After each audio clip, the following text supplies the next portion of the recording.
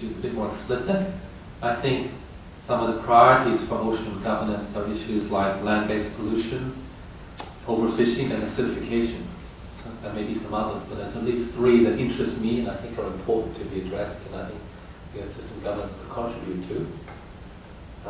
And I have two kinds of suggestions of kinds of things I'd like to see in the ESG. I'm on the SC of this project, on the system governance project, and there's two that I think are ripe for work. I think there's a lot of potential for looking carefully at standard and certification schemes to address the overfishing issue, particularly experiences in the Marine Stewardship Council, which, as many people know, supplies quite a lot of the fish that people eat in Europe and the US, but has zero impact in Asia. And there's just no interest in standards and certification in important parts of the world.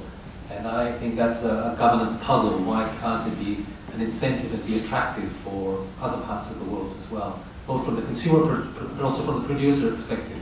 The MSC has just not got any traction in large regions of the world. And if it did, a lot of the major fisheries of the world would be more sustainable. So I see that as a key governance problem that requires analysis, but it also requires some engagement with the private sector. I mean, this is the, these are voluntary standards, and so this would require this sort of governance work to do a lot more work with the private sector, which I think would be very useful for us as well. I think we've concentrated and depended too much on thinking about international treaties, etc., to address problems. And I think some of the problems will require significant pressure and involvement and engagement with the private sector.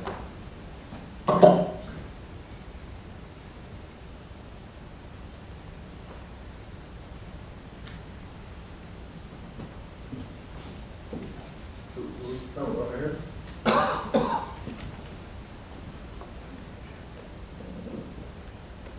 Sorry, so I'm Catherine Farrell. I work with Humboldt University in Berlin and the Autonomous University of Barcelona.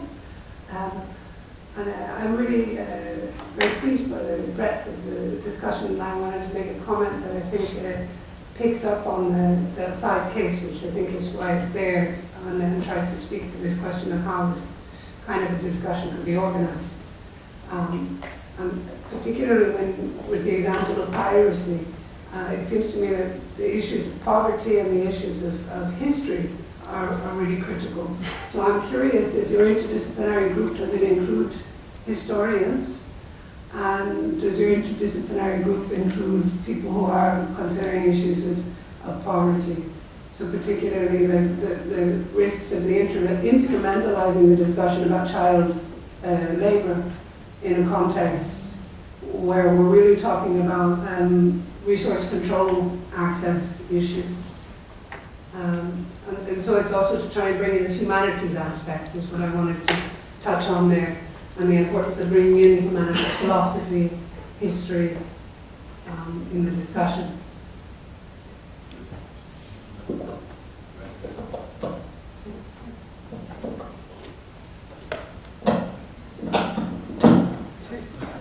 Thank you, and thanks for the question. Yes, absolutely.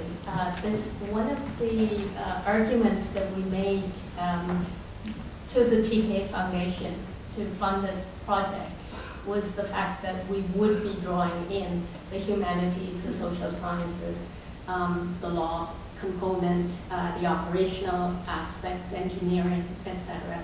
And in fact, the focus on children and piracy and the poverty issue and getting back to the coastal communities and resource issues and control issues is, in fact, I would say, the more, most of the resources in our project is actually being towards that. We have an initiative with some of leading researchers and practitioners in the field participating in the project.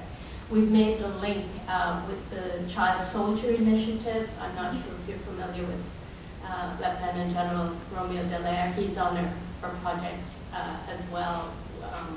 And so yes, there's a lot of attention being given to that.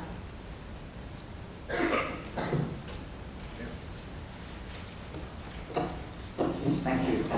Nick Bridgewater from UK. I'd like to make a couple of quite different points.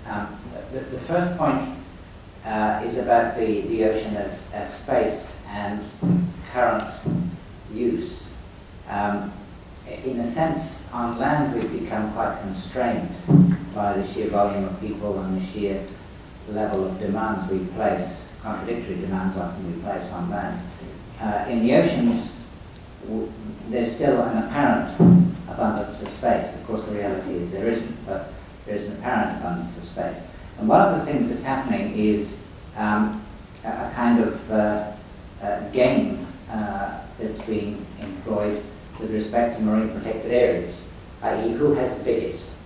And the UK government nominated a marine protected area around the British Indian Oceans Island Territory, otherwise known as the Chagos Islands, or to Americans maybe Diego Garcia.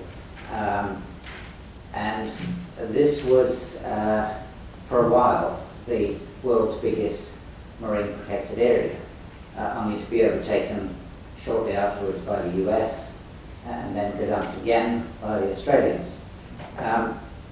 Now, the point of all this is that what this means is that very large areas are now being devoted to one particular purpose, and in some cases, in the British Indian Ocean Island Territory and in the Australian case, these are essentially no-take zones.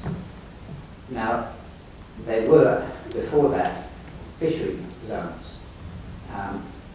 Sometimes good, sometimes bad, but replacing in a very large area activities of multiple use by zero use in a sudden time frame is not necessarily a good way forward.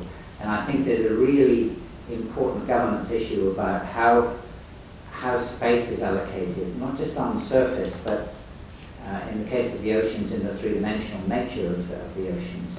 And this is something that we don't grapple with all that well on the land, and I think we're grappling with it not at all in the oceans.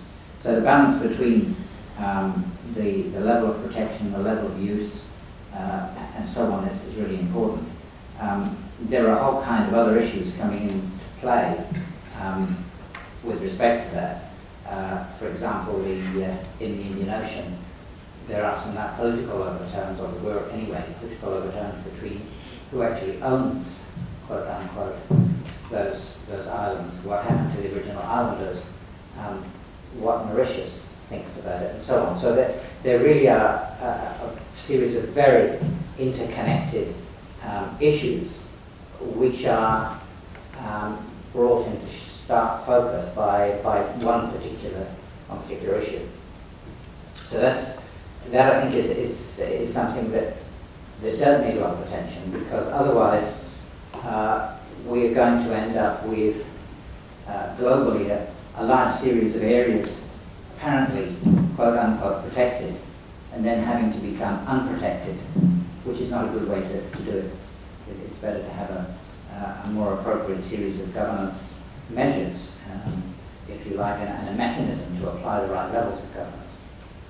The second is how much the task force might build on existing work that lay fallow, if you like.